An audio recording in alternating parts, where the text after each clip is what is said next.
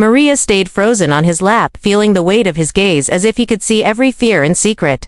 She had tried to bury for years the music thumped around them, but it felt distant as his fingers brushed her hand lightly enough to make her pulse race, yet firm enough to claim her in a way that sent shivers down her spine. She tried to pull away, but he held her with a strength that was not only physical but something darker, more consuming, and behind her Luca's shadow lingered, making her chest tighten, and she realized there was no simple escape from the path she had stumbled onto. The room seemed to shrink as the boss leaned closer, his breath hot against her ear, whispering words that made her knees weak, words that promised power, danger, and an intimacy she had never known. Maria could feel her own pulse, echoing the rhythm of the bass, as she tried to reason with herself that sitting here was only a temporary hiding place, yet every second stretched into eternity, and the thought that she might have trapped herself in a game far larger than her understanding made her stomach twist with fear and anticipation. Around them the club was alive with figures whose eyes flicked constantly toward the boss. Maria noticed the subtle gestures, the nods, the way some backed away while others approached quietly with deference, and the realization hit her that she was in the eye of a storm made of violence, secrecy, and unspoken threats that could tear apart anyone who misstepped. She had always believed danger was something she could run from, but now she knew danger could be something that smelled like cologne and whispered promises in the dark. A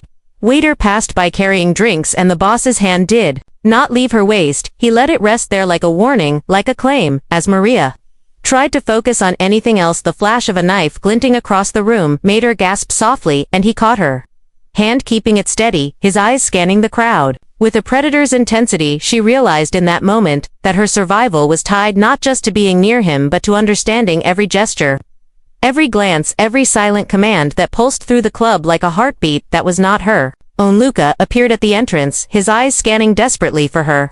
Maria felt a cold chill snake up her spine, the kind of fear that had made her run across the city streets earlier, but now there was no escape. The boss's lips curved into a slight smile, almost cruel, almost amused, as if he could sense her panic and her ex's fury, and she wondered if he enjoyed the knowledge that she had sought refuge with him rather than anyone else in the room. The air grew thick, and every second felt suspended, as if time itself waited for the next move to unravel. Maria tried to speak, but the words caught in her throat. The music made it hard to think, and yet the boss leaned even closer, whispering that she was safe with him for now, and that every threat outside these walls would be dealt with in a manner that would leave no trace, nothing to follow, nothing to warn. And Maria felt her breath catch at the finality of the statement, knowing that protection in his world was as dangerous as the threats themselves, and that tonight was only the beginning of a long and treacherous path she had stumbled onto. From across the room, a figure moved with silent precision, and Maria felt the instinctive surge of fear, as if her body knew before her mind did that something was wrong. The boss shifted subtly, his eyes catching hers, and she saw in them a flicker of warning, a silent order that made her freeze. She realized that she was no longer just hiding, she was part of a chessboard where every glance, every gesture, every movement had meaning, and one wrong step could be fatal. The tension tightened around her chest like a vice, and she knew that leaving this place would require more than courage, it would require strategy and luck. Her thoughts were interrupted by the sudden crash of a glass breaking somewhere in the distance, and the music faltered for a heartbeat.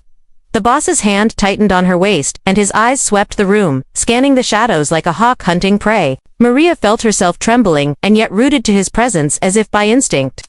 She understood that being near him meant being shielded, but also being drawn deeper into the dangerous orbit of his power. She wished she could turn away, she wished she could vanish, but the pull was magnetic, irresistible, and terrifying. The boss spoke again, low and deliberate words that made her heart hammer. She could not fully understand their meaning, but she understood their weight, their finality, their unspoken threat and protection. All at once she felt herself being claimed in a way that was more than physical, more than emotional. It was an invasion of her very being, an assertion that in his world she could not be half there, she had to belong entirely, or not at all, and the thought made her shiver with both fear and an unwilling thrill that she could not deny. Maria's eyes flicked to Luca, who had finally pushed through the crowd, his face twisted with rage and desperation. He made a step toward her, and the boss's voice cut through the air so sharply that the club seemed to still. Even the music, the words were few, but their power immense. Now you step closer, and you regret it forever. And Maria felt the pulse of danger that was no longer abstract but immediate and alive. She realized the moment had come that could define the rest of her life in ways she had never imagined. In the sudden silence she felt the heat of a body shift beside her, and the faint brush of a hand over hers. That was both a reassurance and a warning. She turned slowly and saw the boss watching. Luca, as if calculating the exact moment when force would need to be applied, and Maria's mind raced. She had never witnessed power like this and never wanted to be a part of it, yet here she was trapped between fear and fascination, caught in a web she could not yet see the edges of. And knowing that every heartbeat carried a weight that could crush her. Then the music resumed, but it was different now. More urgent, more insistent. The crowd moved in ways that seemed choreographed by the unspoken tension between the two men. Maria could feel Luca's frustration building in waves around her. She could hear his breathing, smell the sweat of his anger. And the boss's calm presence beside her felt almost supernatural, as if nothing could touch them. Yet Maria knew that appearances were deceiving, and that every second brought the risk of a misstep that could end everything she had ever known. A sudden shout from the far side of the room drew their attention, and Maria realized that danger was everywhere. A minor fight broke out near the bar. People screamed and ducked. She felt herself pulled instinctively closer to the boss, his hand firm on her back, leading her to a corner where shadows could hide them. But the danger had not passed, it had only shifted, and she understood for the first time that the world she had entered was alive and moving around her like a storm, and she had to move with it or be swept away entirely. Maria tried to steady her shaking hands, her mind racing with thoughts of escape and survival, but the boss's calm presence reminded her that running would not save her, that only understanding the rules of this world could offer protection. She swallowed hard as the chaos swirled around them and realized that she had never truly been so alive and so terrified at the same time. She glanced up at him and saw a flicker of something she could not name, something that made her heart skip a beat, and fear and desire collide. The night stretched on endlessly, each moment a test of instinct and courage. Maria felt her every nerve on edge. The boss's eyes never leaving hers. He whispered a single name in a voice that was barely audible but carried the weight of command and threat, and she understood instantly that there were forces in the room beyond even her comprehension, waiting for the right moment to strike. And she felt herself caught in the middle, knowing that her life had become a balance of trust and fear, where the wrong decision could mean death or worse. And she was only beginning to learn the rules,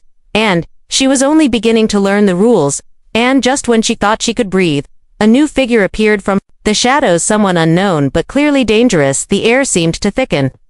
Maria's heart pounded as the unknown approached, and she realized that the night was far from over, and that sitting on the Mafia boss's lap had not been an escape from danger. It had been an invitation into a world she was only beginning to understand, and the look he gave her promised that now nothing would ever be simple again, and every choice she made could be her last. The morning light seeped through the heavy curtains of the villa. Maria blinked against the brightness, feeling the weight of the previous night pressing down on her. Every movement was deliberate and measured as she followed the boss through hallways lined with paintings of men long dead who had ruled with iron fists. He spoke little, but every glance, every gesture conveyed authority and warning. She tried to memorize every detail, knowing that knowledge could be the difference between survival and disaster. Outside the villa, the city stirred with life, unaware of the storm that churned within its shadows. Maria felt the pull of freedom and the gravity of danger colliding inside her. She wanted to run, but the faintest touch of the boss's hand at her back reminded her that escape was no longer a choice. She was entwined in a web of loyalty, betrayal, and desire that could break her before dawn, and she realized that the world she had stumbled into demanded more than caution. It demanded obedience and instinct, and she had neither perfected yet. In the gardens beneath the villa, the air smelled of salt and danger. The boss led her to a secluded bench overlooking the sea. He gestured for her to sit, and she obeyed, feeling as if the earth itself was holding its breath around them. He spoke then low and deliberate words that hinted at enemies plotting unseen strikes, and allies who could vanish at the first sign of weakness. Maria listened and understood that her presence here was no accident. She had become a pawn and a shield and a secret all at once, and that the night had only been the beginning of a dangerous education. Footsteps echoed behind the villa, and Maria's heart lurched. She turned to see a man whose face she did not recognize, his eyes sharp, calculating. He smiled thinly and said her name with a tone that promised trouble. The boss's body shifted subtly, readying for confrontation. Maria felt herself shrink slightly, knowing that in this world danger came not only from the obvious threats, but from the whispers in corridors and the eyes in the shadows. She tried to speak, but the words stuck in her throat as the tension wound tighter around her chest. The stranger spoke again, this time warning of Luca's persistence and a plan that could unravel everything. The boss's gaze never wavered Calm yet deadly, Maria could feel the weight of decision pressing down. He gestured for her to stay silent and she obeyed, knowing that survival meant more than courage, it meant patience and understanding.